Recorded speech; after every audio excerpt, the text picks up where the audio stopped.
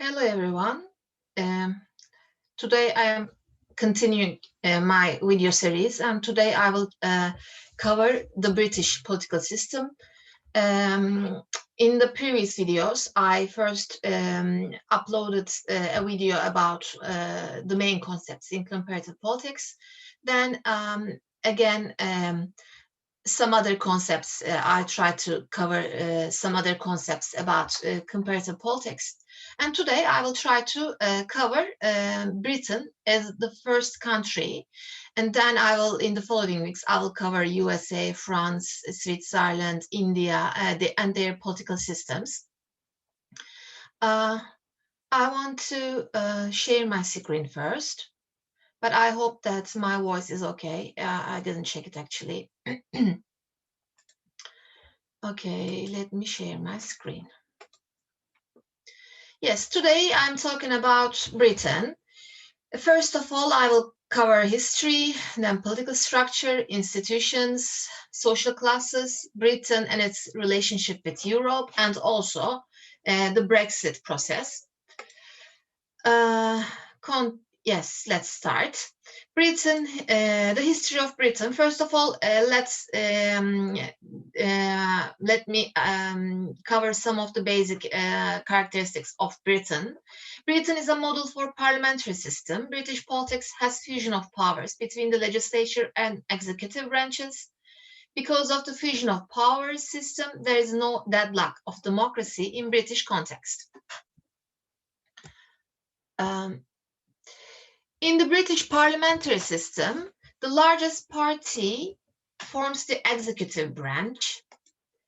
Here, there's a map of Britain. We can see the neighbors, the Ireland, Scotland, the Wales region. British history. The Norman invasion changed Britain drastically. William replaced the Saxon ruling class with Norman nobles. William introduced controlled administrative units backed by military power. William inventoried all of his land and people, which resulted in the Domesday Book. William introduced the executor, which is a position that still exists today. Magna Carta is an important issue while analyzing the political history of Britain. The Normans brought feudalism from the continents. With feudalism, lords granted vassals land and protection for military service. Feudalism arrives when central authority breaks down. The mixed monarchy of the Middle Ages was a balance between kings and nobles. English history is predominantly about the struggle to hold the powers of the monarch in check. Magna Carta, holding the king's powers in check, laid the foundation for English democracy. This great document set out to limit the powers of the monarchy. The Magna Carta kept the monarchy in balance with the nobles.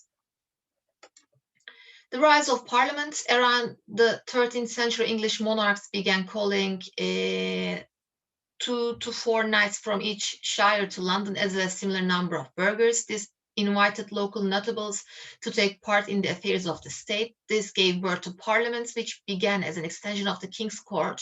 Over the time, parliaments began to take on a life of itself. Parliament versus the king. In the late 15th century, many European monarchs expanded their powers and undermined feudal and mixed monarchs. Many monarchs claimed divine rule. According to many philosophers and political theorists of the time, sovereignty rested not with the people, but with the crown. This helped to give rise to absolutism throughout Europe. Charles I took over in 1625. Charles I was embroiled in many wars on the continents. These continental wars left England stressed for revenue. Wars aside, Charles clashed with parliamentarians. These clashes led to the English Civil War between royalists and parliamentarians. The Glorious Revolution is another important event in British political history. In fact, in world history. Charles II was pro-Catholic and issued a Declaration of Indulgence in 1673. This declaration aimed to lift laws against the Catholics and non-Anglican Protestants. Parliament blocked the declaration, replaced Charles with James II. James II issued a declaration of his own, which was also blocked by Parliament. The Glorious Revolution took place in 1688 as it signaled a major shift away from one regime to another. Parliament was truly supreme, and in 1689 issued a Bill of Rights spelling out Parliament's relationship with the monarch. The democratization of the parliament, parties began to form under Charles II. The Whigs and Tories represented both opposition and supporters of Charles II. During the 19th century, two-party system began to emerge, with the Whigs growing into the Liberal Party and Tories into the Conservative Party. The rise of the welfare state. By the start of the 20th century, with working men voting, British parties had to pay attention to demands for welfare measures. The expansion of the electorate led to the expansion of the welfare state.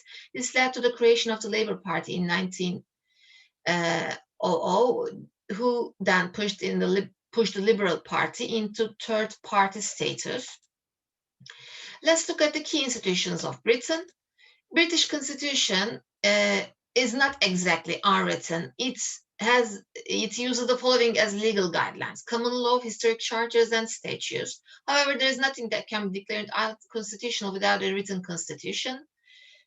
The monarch, the crown, in an all-encompassing term for the powers of government in Britain.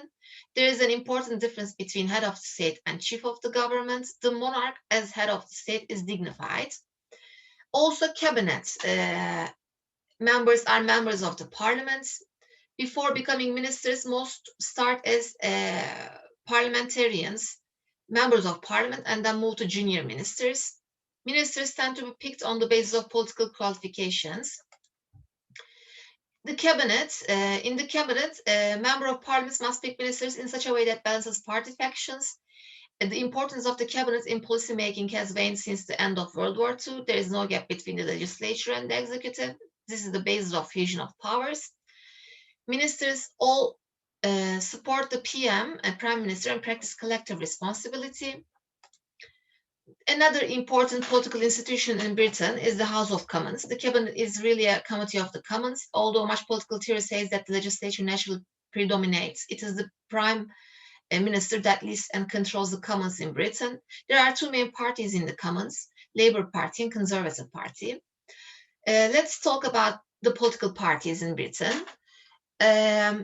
British parties tend to be cohesive, centralized, and ideological compared to the two dominant parties in the United States. The two British parties converge at the center. However, Britain is a two-plus party system where smaller parties such as the Liberal Democrats can win seats. Britain uses a first-past-the-post FPTP electoral system. This system is considered majoritarian because it yields a single dominant party in parliament. Smaller parties in Britain would like a proportional representation system. Let's have a look at the British political culture. Social classes in Britain. There are two ways to analyze the social classes, subjectively and objectively. In Britain, the primary class distinction is between the working class and the middle class. This is an important thing while analyzing the social structure of Britain. Objectively, the distinctions between classes in Britain are not any greater than in the rest of Western world. Public schools. A key question is whether or not Britain is a meritocracy. Today, public schools play an important role in training British youth for military service, civil service, and politics. This serves to generate what is called an old boy network. This is an important concept, I think. Class and voting. Voting in Britain tends to be center-picked and the party is center-seeking. However, Britain has also served as an historical example of class voting. Working class voters are said to identify more with the Labour image, middle class with the Conservatives image. Class voting is not absolute and it can change over time. Let's look at Britain and Europe relations. Many Britons didn't identify with Europe, instead focused on ties with United States.